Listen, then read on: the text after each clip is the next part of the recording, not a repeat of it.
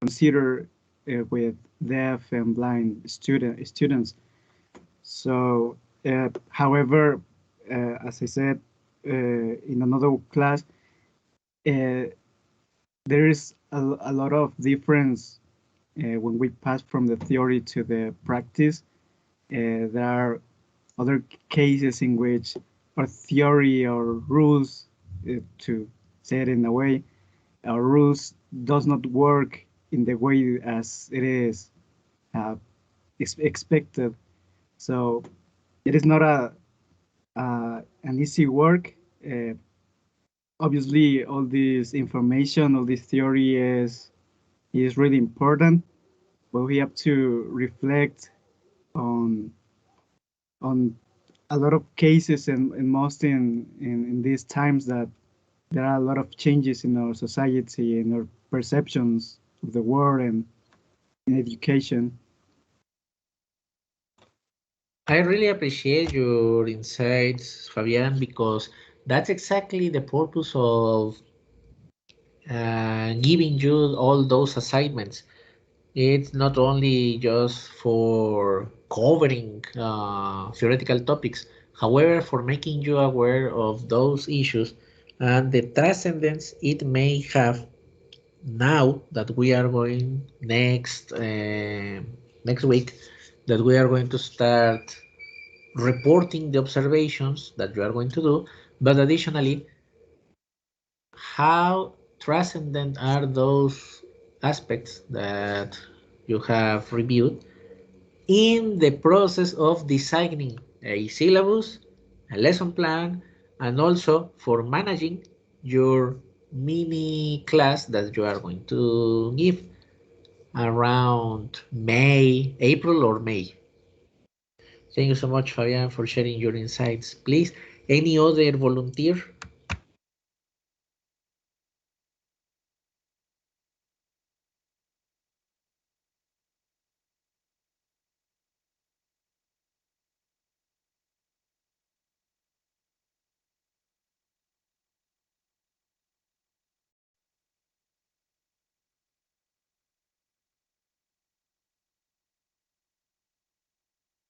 Please, any other volunteer before I start asking directly?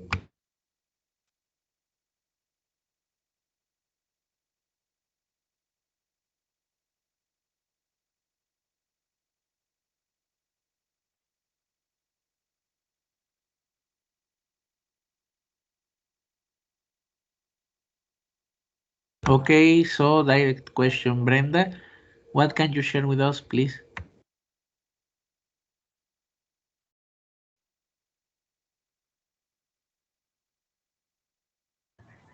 Bien, pues después de desarrollar las actividades, me pareció bastante interesante cómo abordar o aprender a abordar los estudiantes que tienen problemas de escucha o visual.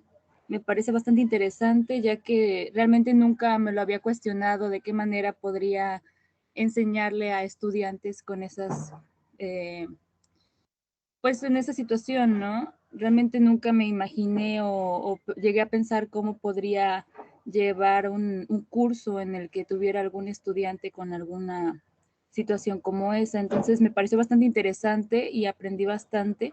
Aquí entra bastante la tecnología y cómo nos podemos apoyar de la tecnología para avanzar y enseñarle algo a un estudiante con algún problema como este y cómo incluirlo, ¿no? En el grupo y hacerlo sentir parte del aprendizaje y de la enseñanza.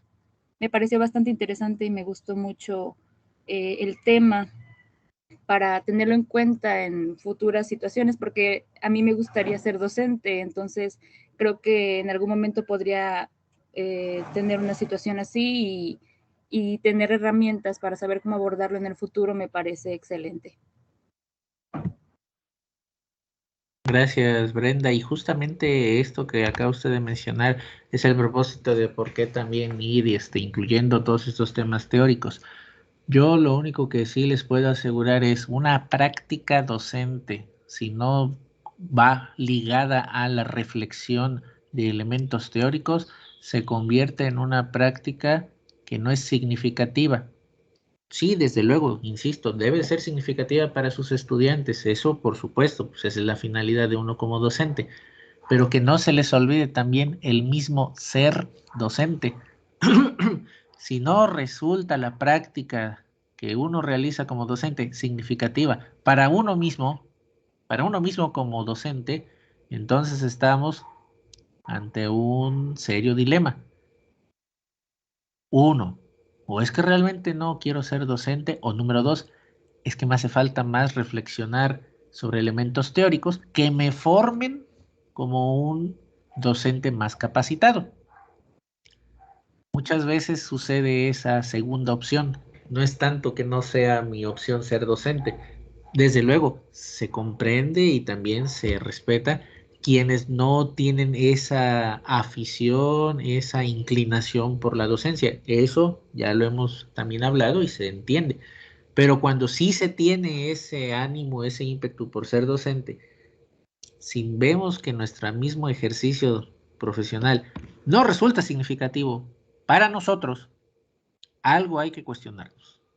Y en ese algo que nos cuestionemos, yo apelo a la revisión y análisis de ciertas informaciones teóricas, que ese es el propósito también de toda esta primera unidad. Please, any other volunteer before I ask directly? Any other volunteer who may want to share your insights, please? Teacher, bueno, yo quiero Adelante. hacer una aportación. Lo voy a hacer en español para que sea un poquito más claro.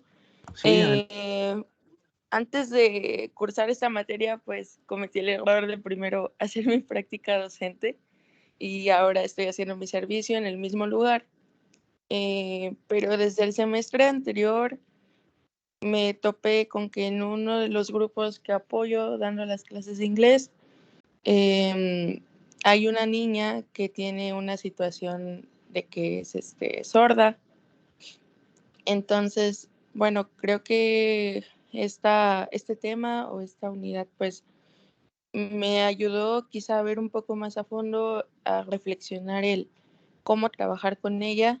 Algunas cosas que ya se hacían, pues afortunadamente ya se trabajó con ella de esta manera, y otras cosas que pude ver ya más a fondo de manera teórica, pues quizá yo las pueda sugerir para, pues para continuar en el aprendizaje de esta niña.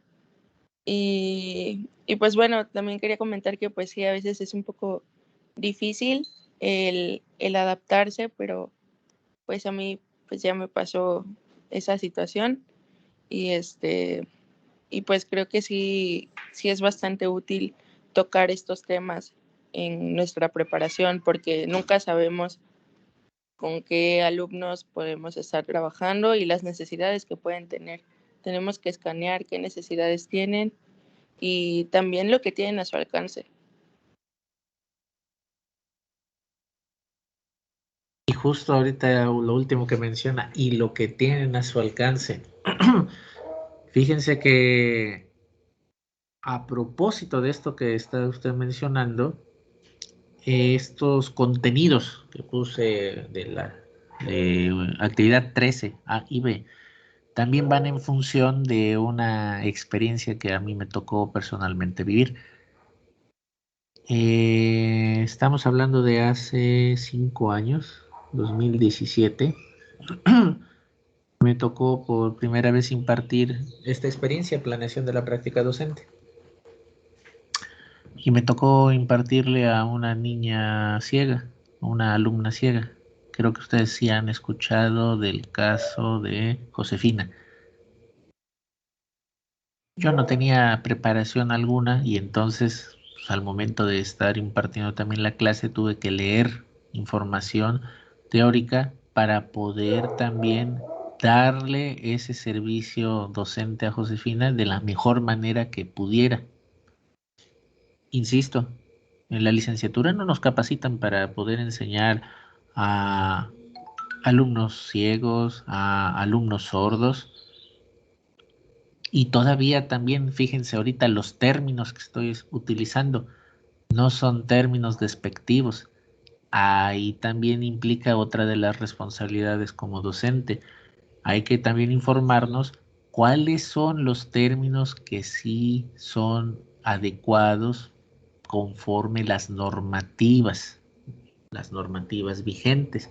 Los términos que utilizo son adecuados conforme a las normativas vigentes. Entonces, ese fue uno de los detalles que también me orilló a incluir este tema en esta unidad. También dentro del mismo ejercicio de mi práctica profesional el año pasado, en otra institución, privada por cierto, me tocó impartir a distancia a otro alumno invidente. La ventaja que él tenía es que tiene el lector de pantalla.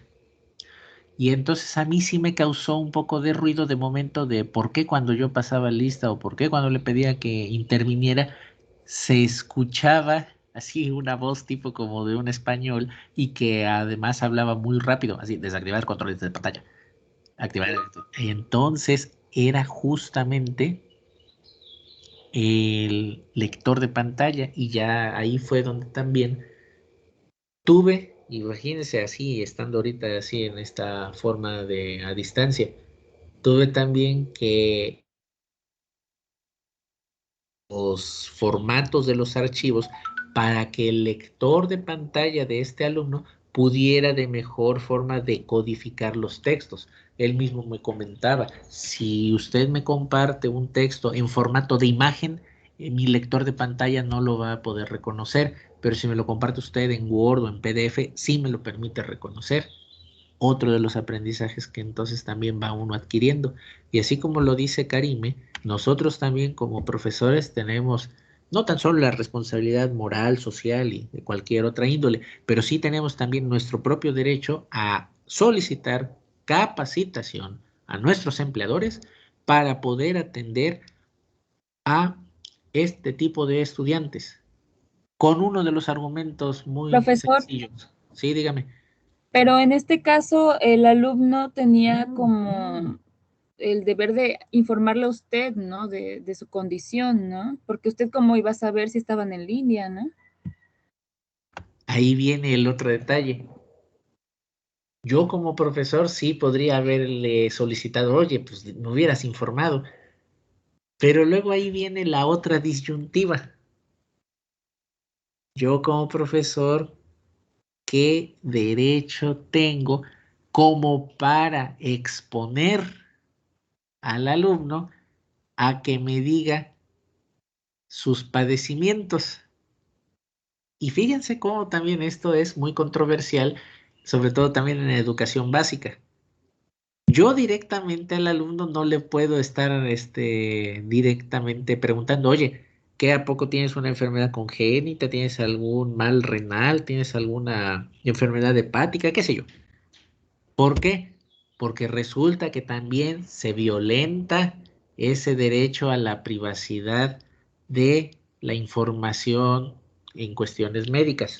No obstante, la misma escuela tiene la obligación de solicitar a los padres de familia, que ellos son los que representan a los menores, tutor o padres de familia, que dentro de los formatos de inscripción, ahí sí tienen que manifestar qué padecimiento tienen o qué enfermedad tienen, en el entendido que el profesor necesita estar informado sobre qué posiblemente pueda hacer en caso que el muchacho sufra, así sucedió en la secundaria, sufría ataques de epilepsia en la niña, gracias a que en ese entonces todavía se contaba con un médico escolar y que tenía la capacitación ese médico escolar, le pudieron atender favorablemente cuando le dio un ataque de epilepsia.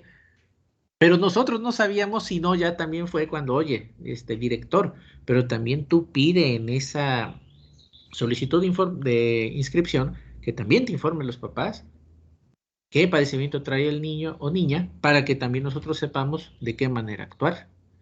Entonces, en este caso, yo con este alumno de universidad privada ya lo supe, Y ya entonces, en manera particular, ya fue donde le dije, a ver, Jorge, por favor, dígame usted qué es lo que sucede. No, pues mire, profe, es que yo perdí la vista en un accidente, no sé qué. Ah, correcto, Jorge. Ahora dígame usted de qué manera le puedo facilitar pues este proceso de aprendizaje. Y ya ahí es en donde nos decía que él utiliza su lector de pantalla, y ahí fue uno de los motivos que me originó solicitarle a la jefa de la escuela, oiga, así sucede con Jorge, pero ¿qué hay de ustedes en cuanto a que nos ofrezcan capacitación para poder ofrecer un mejor servicio?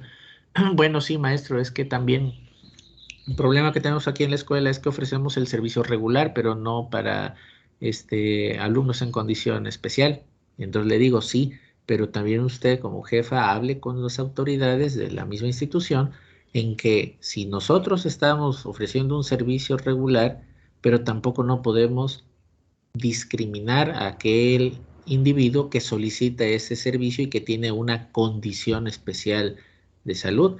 Pero lo que sí necesitamos, y yo insiste, en que nos dieran capacitación para poder atender, sí, el caso especial de Jorge, pero no nada más en ese caso especial. Si nosotros como docentes tenemos la capacitación y el conocimiento, podemos de mejor manera brindar el servicio educativo. Pero en el caso de que no, entonces tú como profesor tienes que buscar cómo. Información teórica, ciertos videos, experiencias con algunos otros docentes de cómo le han hecho, qué es lo que han recurrido, cómo le han solucionado. No todo el tiempo podemos como docentes estar esperando a que nos capaciten. Nosotros mismos también tenemos que buscar las opciones de capacitación. Y en ese entendido es que yo también decidí incluir este tema. Si bien es cierto, no estamos a ustedes formándolos como para educación especial, pero también eso no nos exime de que no sepamos, teóricamente al menos, cómo poder actuar, cómo poder brindar un mejor servicio a este tipo de estudiantes. ¿Sí? Entonces, yo lo único que sí sucede, lo único que sí creo y lo reconozco. Estoy ahorita leyendo el comentario que hace Karime. Sí, efectivamente, sí lo recuerdo. Cuando le impartí iniciación a la lectura y redacción, usted me lo comentó. Y era también parte. Fíjense cómo también ahí es la parte de la conciencia. Uno ya como profesor, les dije, como que en cierto modo no tiene uno el derecho de exigirle directamente, a ver, dime niño, dime niña, ¿qué padecimiento tienes? Pero a su vez también sí puede uno hacerle conciencia al estudiante cuando detectamos alguna necesidad, que tenga la confianza de podernos decir qué padecimiento o qué necesidad especial tiene para, con base en ello, actuar. ¿De acuerdo? Ahora finalmente alguien más que nos pueda compartir qué es lo que ha estado aprendiendo de todas estas informaciones teóricas que hemos revisado desde febrero hasta la actualidad. ¿Alguien más que quiera voluntariamente o les pregunto directo?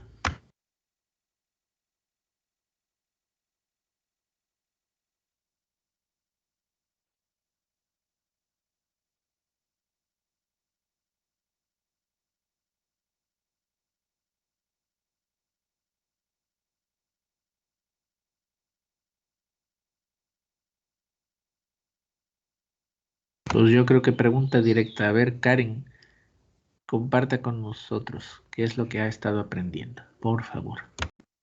Bueno, sí, para mí lo más interesante de aprender, porque en mi caso yo no quiero dedicarme a la docencia especialmente, pero me parece muy interesante todas estas técnicas, métodos y prácticas que son necesarias para que se lleve a cabo una buena clase de idiomas o una clase en general, puesto que lo he visto con mi papá es maestro de primaria y también lleva mucho lo de planeación y cuando era presencial, eso de organizar los grupos y todo eso. Entonces, siento que incluso a mí que no pienso dedicarme a la docencia, en algún momento de mi vida me podría ser muy útil todo este conocimiento.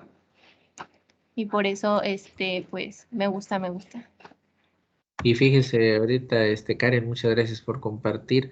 Qué mejor que tiene también usted la experiencia en casa, ya sea que se dedique usted a la traducción, al sector turístico o alguna otra actividad que no implique directamente la docencia, siempre recuérdenlo, y eso es para todos.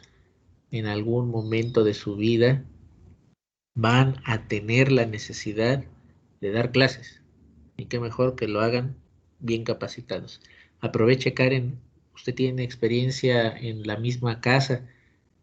Váyale también preguntando a su papá, que él vaya describiéndole cómo va haciendo también las interacciones con sus alumnos, cómo también ha tenido que enfrentar los dilemas cuando tiene que atender a ciertos alumnos con necesidades especiales. También váyale preguntando cómo ha hecho para poder adaptar los contenidos de los programas a las necesidades de los estudiantes. ¿Por qué razón? Esto también nos da pie a que pueda en su momento estar diseñando de mejor manera las actividades de la segunda unidad. Oiga, y a propósito, ahorita que usted me dice, Karen, su papá como profesor de primaria, maneja el programa que da la SEP o es algún otro programa diferente.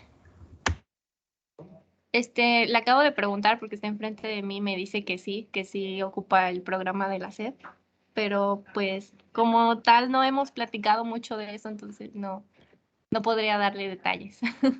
No se preocupe, pero pregúntele si no sé, por ejemplo, la siguiente clase que tenemos martes 8, no sé sus horarios, pregúntele si podría hacernos el favor de platicar con nosotros sobre su experiencia como profesor, para que así yo también lo vaya como entrevistando y a su vez así podamos entre todos tener la experiencia viva de alguien más que también se Sí, dedica a la profesor. docencia. Dile que sí puedes. Hola, buenos días. Señor, buenos días, ¿qué dice, maestro? Nada, aquí estamos a sus órdenes. ¿En qué le puedo servir? Mire, le comentaba yo a su hija que me gustaría, como esta clase es de planeación de la práctica docente, sí, Sí. naturalmente es de inglés, no obstante, a mí lo que me gustaría es si usted nos pudiera para la próxima clase acompañar y que yo lo pueda ir entrevistando sobre su propia experiencia como profesor, pues relacionado con los temas de planeación, con cómo integra el grupo, cómo también hace para distribuir los distintas tareas, actividades, cómo ha hecho también para lidiar con los casos especiales, de qué manera también se propicia esa interacción entre los profesores y los padres de familia, de qué manera también hacemos corresponsables a los papás, sobre todo también cómo ha vivido usted esos procesos de cambio de un plan a otro plan de estudios, porque pues usted también lo sabe al igual que yo, realmente han sido imposiciones. Sí, así es. Nosotros nunca nos han dicho, a ver, profe, experimenta o danos tu sentir sobre este o cual programa de estudio. Aunque ahorita hasta usted también lo sabe, en la propuesta curricular 2022 se han hecho foros, pero casi siempre tienen la misma visión de que solamente un grupo reducido de colegas son los que pueden ir a hablar, participar, pero el resto de colegas pues nada más nos quedamos a la expectativa y esperando a recibir las disposiciones oficiales. Así es. Con gusto, me gustaría compartir con ustedes. Estoy a la orden. El día que usted me indique, solo le pediría que fuera, no sé sus horarios, pero ahorita estoy trabajando de manera virtual. Ahorita tengo un receso con mis alumnos, pero regreso con ellos. Usted dígame la hora y me programo para estar con ustedes con todo gusto. Igual, si podría usted el próximo martes, como ve usted, como entre 10:30 a 11, le sería benéfico para usted y también que no se atrasen sus actividades. No, está muy bien.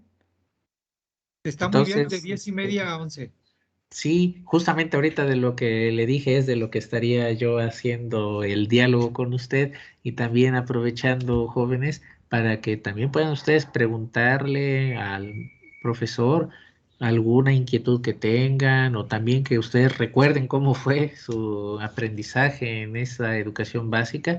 La finalidad es de que contando con también la plática del profesor, no nada más se queden con la experiencia que yo he también tenido, también vamos a escuchar de alguien más que ha tenido una experiencia también en nivel básico. Usted, maestro, es de primaria, ¿verdad? Primaria estatal, así es. Ah, excelente, yo soy de secundaria general y está bien de lo que luego les voy compartiendo la experiencia a los jóvenes, pero qué mejor que así podamos así estar en este diálogo para poderles compartir parte de nuestra experiencia y cómo hemos vivido todos estos procesos que pues también nos han ido formando en el transcurso de los años que llevamos de experiencia como docentes. Ahorita tenemos mucha capacitación teórica con los jóvenes aquí en la clase, pero qué mejor que también escuchen nuestra propia vivencia, escuchen nuestro propio devenir de cómo hemos realizado la docencia. Así es. Sí, sí, con gusto, quedo a la orden para cualquier cosa, comentarios, sugerencias también, no hay problema. Nosotros estamos también, como usted bien lo dijo, en un constante aprendizaje.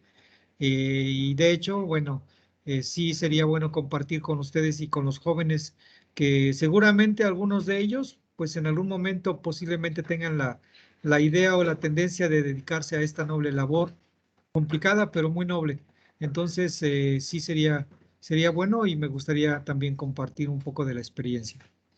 Y le agradezco mucho su disposición porque esa es la finalidad, es como yo les digo, es como una broma, pero ha sido muy en serio. Casi tengo la voz de profeta. Jóvenes, ustedes se pueden dedicar a traducción, a cuestión del sector turismo, a cualquier otra, pero en algún momento de su vida les va a dar la oportunidad de que den ustedes clase y qué mejor que lo puedan hacer de la manera más óptima.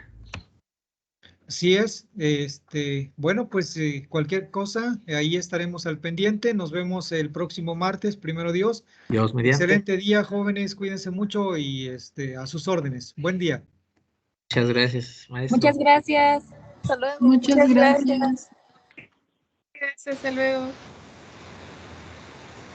Y pues sí, entonces en ese sentido, esa es también, fíjense, una de las mejores formas que podemos tener para nuestra clase, el escuchar las vivencias de cómo se ha podido desarrollar todos estos conceptos teóricos que ahorita ustedes están revisando. Entonces, gracias Karen por comunicarnos con su papá. Okay, so now we are going to continue with the Jamboard. Now we are going to start dealing with issues about eliciting, then about managing blind and deaf students. There are two spaces because, as you remember, there are a lot of information about that, and also about the good English teacher. The issues that you may have read so far, you can also take notes here. So paste as tick, and as we know, you can start right now. All right, I'm going to give you around 15 minutes and then we check it. All right, any comments, any questions so far? Everything's okay, teacher. Thank you. All right, you are welcome. Teacher, And I'm sorry, yes, I have tell to me. go, but I'm really appreciate your class, and I'm sorry because I have to left the class. So thank you so much, and see you the next class. All right, thank you, Anna. Please just remind me the other classmates when I call the roll that I have the attendance for Anna, please. Thank you. You're welcome.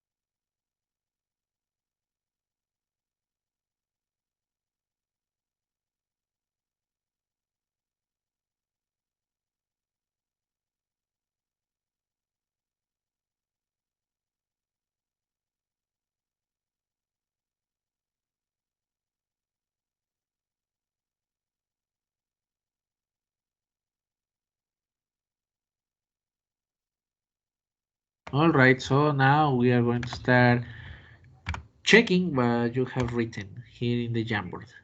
Okay, so when we are talking about eliciting, as you remember last class, we briefly discussed that are some techniques for inquiring your students and for getting the answers you are looking for. You are going to pose some questions, and also it's a good strategy for enhancing students to participate orally, mainly orally, within the class. And obviously here, as it says, you need to give clear ideas for elicit the information you want from them. It is recommended to use hand gestures. Yes, definitely. That's the other issue that we need to consider. Although we are not face to face, but at least when you are giving your lessons, that's the importance of the teacher for activating the camera. When you are producing language, you may use some gestures, and gestures can help students for guessing what you want them from them.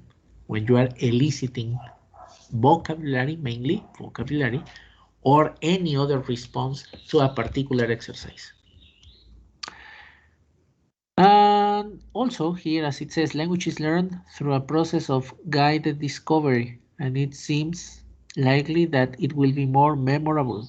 Yes, definitely. That's the other issue with eliciting. You need to guide the student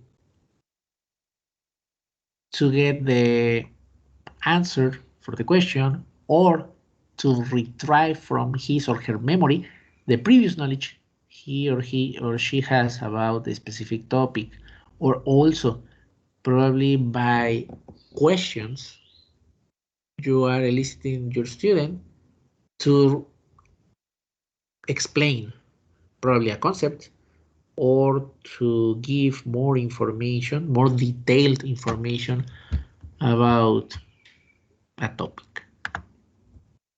Then, when we are talking about managing blind and deaf students, first of all, you need to distinguish what is deafness and what is blindness.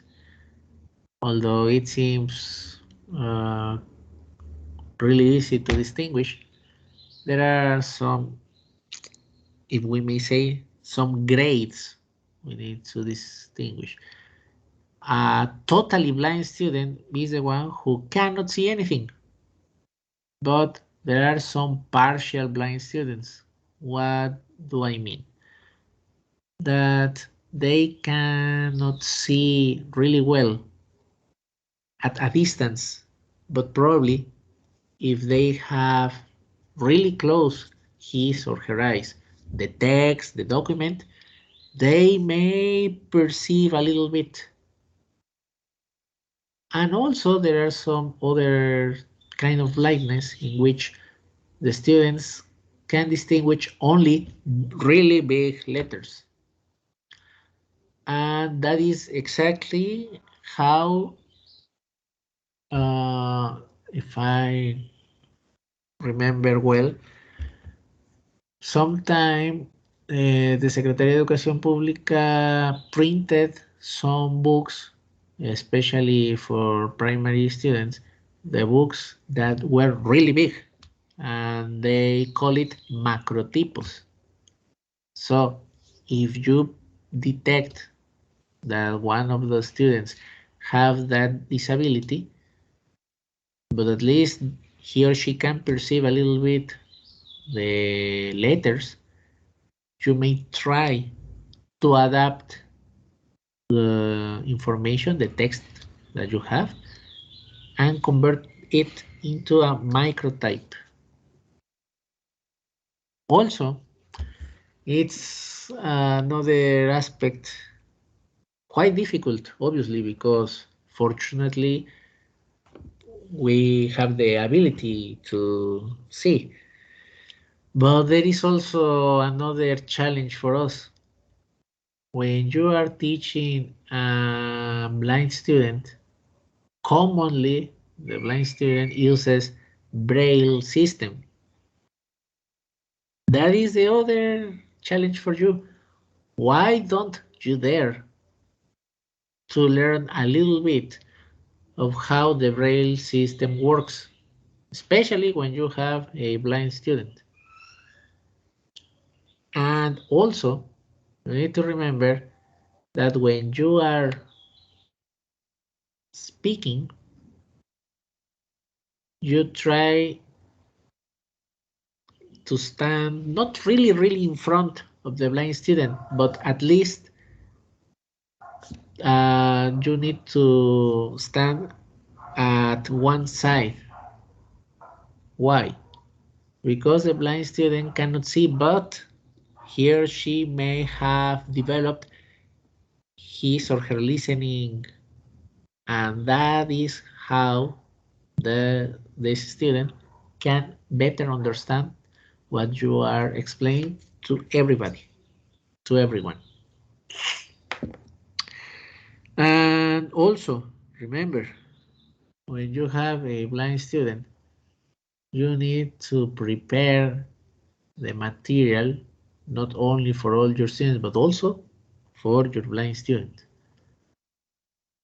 Especially if you have the opportunity, your school has a Braille printer, you also need to know the spaces you need to leave in the text so that when you print the text in the format Word, PDF, the Braille printer is going to print it into a different system, but you need to leave in the original specific spaces so your student understands the paragraphs, the spaces, and the information that your text contain.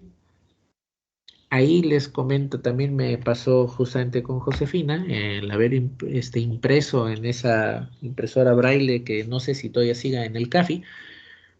Al haber diseñado el examen, pues yo igual normal puse los espacios correspondientes y todo, pero hubo una respuesta que por los espacios, pues yo dije, pues dejo el espacio normal y no hay problema. Al momento de que lo tradujo la impresora Braille, hizo dos respuestas en una sola. Y entonces al estar revisando el examen de Josefina, naturalmente otra compañera de ella, que ya había terminado su examen, le hizo el favor de ir respondiendo en una hoja impresa el examen. Y las preguntas fueron las que se imprimieron en ese sistema de impresora Braille. Naturalmente se imprimían en una hoja opalina, no se puede en una hoja normal. A propósito, tiene que ser una hoja gruesa porque recuerden que el sistema Braille tiene, ¿cómo se llama? Una especie de... ¿Relieve, teacher? Exacto, relieves, tiene los relieves, gracias, esa es la palabra. Todo tiene que ser en relieve para que puedas sentir a través de los dedos, o bueno, leer a través de los dedos. Entonces ahí, ya después que empiezo a revisar, le dije, a ver, Josefina, pero usted respondió tal cosa, a ver, vuélvalo a leer. Y ya ella fue la que misma me dijo, maestro, pero es que aquí yo estoy leyendo que tiene parte de la misma respuesta. Yo le dije, no, Josefina, a ver, ahora le pregunto directamente, ¿usted sabe que este concepto se refiere a? Sí, se refiere a tal cosa. Le dije, ah, perfecto. Dice, es que aquí al momento de estar impreso, yo leí que correspondía a la parte de la misma respuesta y no que fuera otra de otra pregunta. Y entonces ya después consulto ahí en el CAFI y me dice, sí, maestro, es que tuvo que haber dejado más espacio para que la impresora no interpretara que las dos respuestas eran un solo enunciado, sino que tenía que haber dejado más espacio entre una respuesta y otra. Esos detalles también uno los tiene que considerar al editar ese material, especialmente en Braille, ¿no? Definitely, you need to enhance your blind student to be part of the class. And how can you make that? This is a really not difficult task, but it requires from you to sensitize your students, to make them aware that a blind student is another normal student, with the exception that he or she cannot see, but he or she has the same capabilities for understanding, reasoning, contributing to the work. In that sense, you need to make them aware, the whole class, that the whole class have to encourage the blind student to feel part of the learning community. Es decir, ahí también viene una parte un poco, pues, difícil para el maestro, en cómo hacer consciente a todo el grupo que no sientan lástima por el estudiante ciego, sino que lo incluyan como parte del mismo grupo. Sentir lástima es, ay, pobrecito, le voy a hacer las actividades. No, el estudiante ciego también tiene sus habilidades desarrolladas y puede hacer por él mismo las actividades. La única diferencia es que yo como maestro tengo que hacer que mis estudiantes le apoyen y lo hagan partícipe en el proceso de, a ver, ¿qué opinas de, qué es lo que tú entendiste de tal o cual lectura?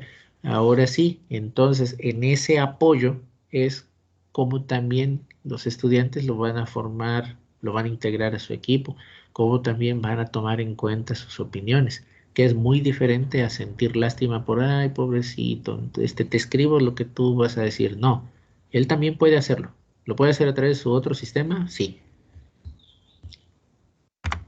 Y también eso también va a pasar justamente con los estudiantes que tienen pues, la hipoacusia o que también son, ¿cómo se llama? Ay. O que también tienen esa dificultad para escuchar. When you have this type of students, you need to use the symbolic language. Tenemos que utilizar ese sistema de hablar por medio de las manos. Y ahí también implica otro reto para el maestro. Si se enfrenta ante un estudiante que es totalmente sordo, el único medio de comunicación que va a tener son gestos faciales, el lenguaje a través de las manos y sobre todo, también hay que ir, porque esa es otra de las partes difíciles. El estudiante sordo tal vez no escuche los sonidos, pero sí puede leer los labios. Puede ver los movimientos que haces al momento de estar pronunciando cada palabra. Eso también le contribuye a que vaya más o menos deduciendo qué es lo que tú quisiste decir. De ese modo también te permite que tú como profesor lo incluyas como parte de todo el grupo de aprendizaje. Es una tarea que también requiere disciplina y sobre todo, para ambos casos, requiere que tú como profesor te conviertas en un líder que haga conciencia a los estudiantes. Insisto, no tienen por qué sentir pena por el estudiante ciego o por el estudiante sordo. Pena no. Tienen que hacer conciencia para integrarlo y que forme parte del grupo. El mismo estudiante ciego, el mismo estudiante sordo, tiene también sus habilidades, tiene también sus capacidades. Tendrá el limitante de que no ve, tendrá el limitante de que no escucha, pero eso no lo hace diferente del resto. También tiene sus habilidades, sus capacidades cognitivas, tiene también su interés por aprender. Y ahí entonces donde uno como profesor tiene que sensibilizar a todo el grupo. And that's exactly one of the characteristics of a good English teacher. That's exactly what I was talking. Takes care about students' learning, but also well-being. A good teacher is the one who gets their students to speak as much as possible. Yes, definitely. When you are in a language class, you need to reduce the most your teacher talking time and maximize your students talking time. Otherwise, what's the purpose of your lesson? Then, you as a teacher try to share common interest and understand your students' goals. And for sure, the other aspect that may constitute the good English teacher is a teacher who manages students' behavior. When we review behavior, there are some techniques that you can apply for controlling your students' bad behavior. And I stop sharing. And that is how we finally end the theoretical aspects. So, in order to conclude today's topic, today's lesson, I would like to hear, instead of me asking directly, I would like to hear what causes on you, what reflections, what feelings, what ideas came to your mind after we review these last theoretical topics. Any volunteer, please?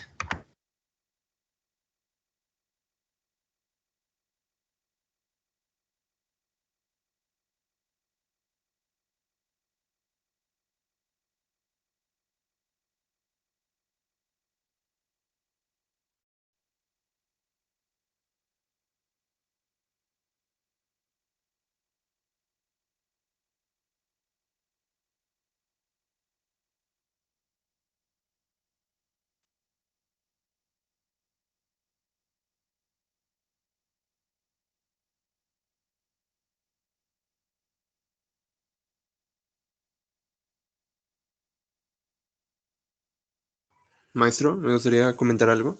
Adelante, cómo no, Raúl. Sobre, bueno, el tema del listing, que bueno, en la lectura, pues sí te da consejos, pasos para poder llevar a cabo este método.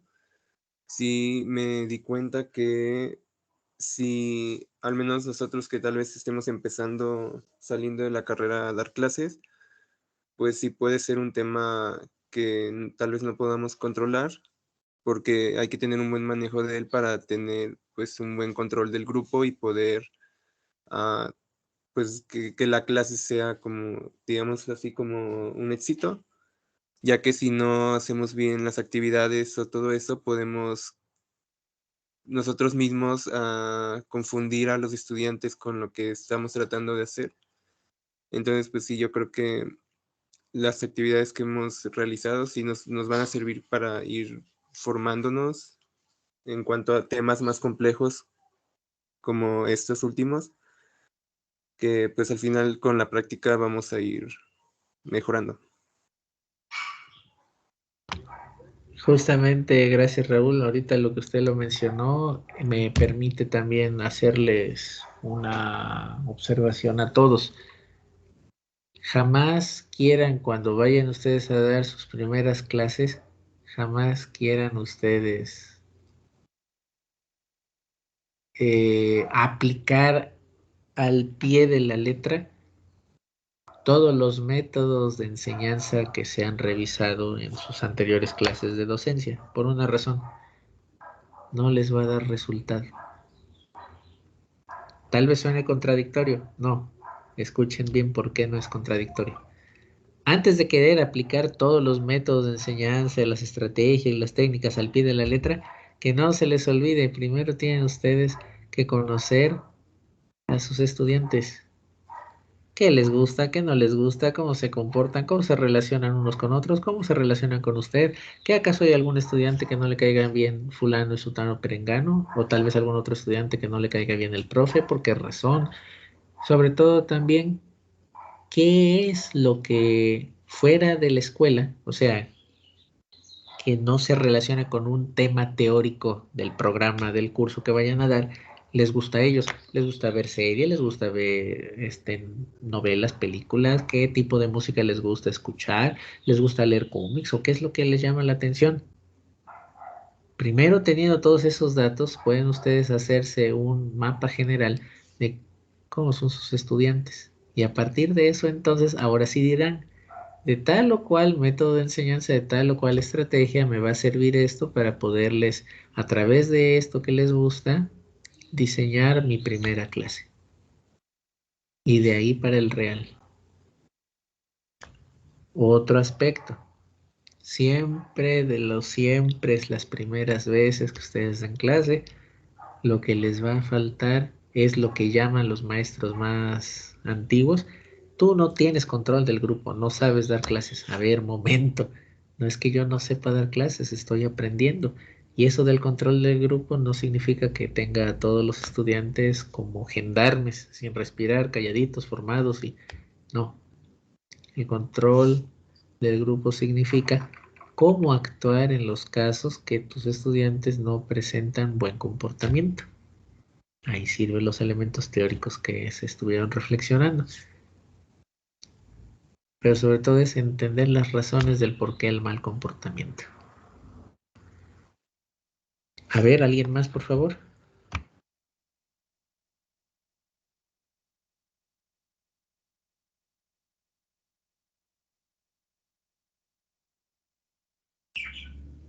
Yo, profesor, Adelante, Luisa. pues en esta parte teórica, pues vi todos los aspectos en los que el maestro debe poner atención, como son algo tan simple como los nombres de los alumnos o su nivel de voz, cómo debe hablar. Y pues fue interesante ver pues las actividades que hay que realizar con los alumnos ciegos y sordos. Pues yo en mi carrera nunca he tenido un compañero con una discapacidad y bueno, los maestros deben poner atención y bueno, y pues los alumnos con discapacidad pues necesitan actividades especiales. Exactamente. Más allá, fíjese, yo cambiaría el término de actividades especiales. Yo lo cambiaría por adaptar, adaptar las actividades que tenemos para el resto de todos los estudiantes, adaptarlas a la necesidad en especial. Un ejemplo en el caso de un débil visual que de plano no ve nada, pues esa misma actividad, a ver, la adapto en braille, como lo que les comentaba yo del examen, o que a lo mejor ese otro alumno también no es totalmente ciego, pero sí tiene una disminución en su vista. A ver, voy a intentar con el macrotipo, ¿le funcionará mejor el macrotipo? Entonces adelante, le hago a él la misma actividad, pero con un macrotipo. Yo eso cambiaría, pero me gustó su comentario, Luisa, en el sentido de cómo nos permite también tener atención a las necesidades de los estudiantes. ¿Alguien más, por favor?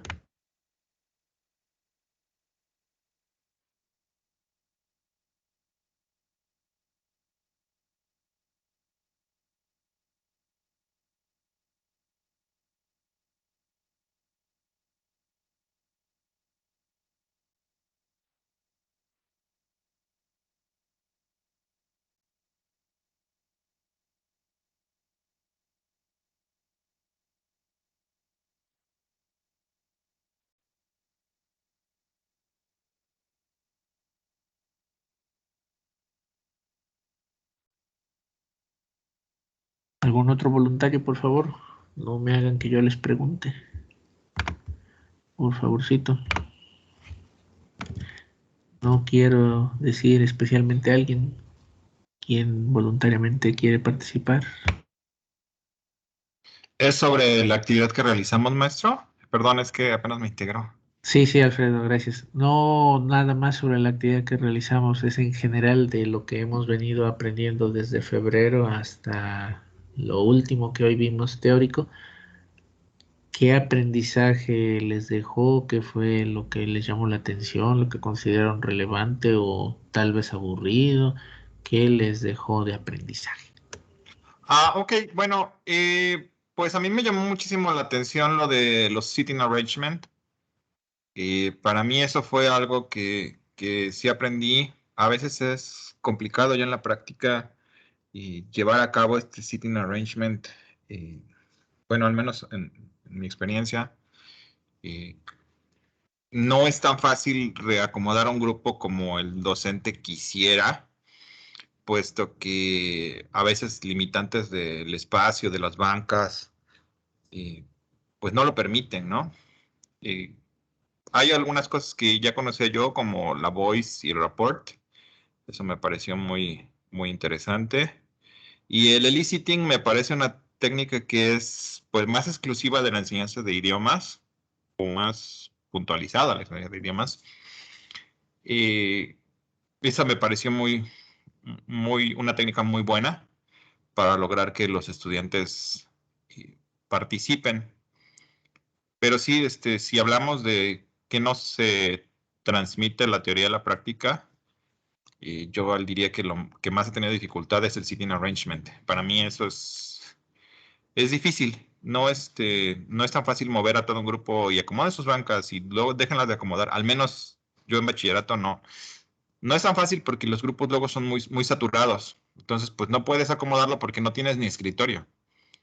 Sí, o sea, ya en la realidad no llegas a tener un espacio ni siquiera para sentarte a veces. Eso es lo que pudiera aportar. Excelente, Alfredo, muchas gracias.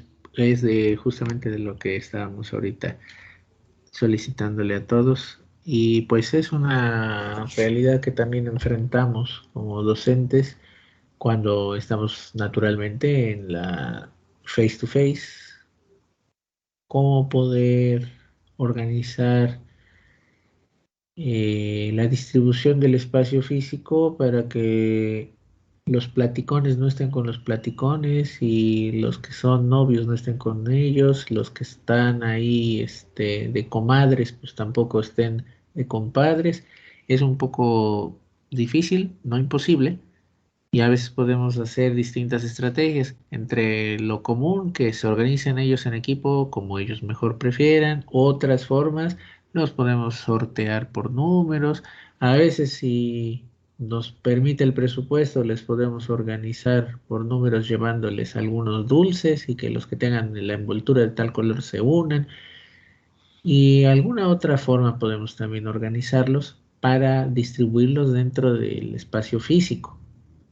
A veces también, dependiendo la actividad y dependiendo el propósito de la lección, pues podemos recurrir a los distintos tipos de arreglo del salón de clase para poderlos sentar, para poderlos estar organizando. Bueno,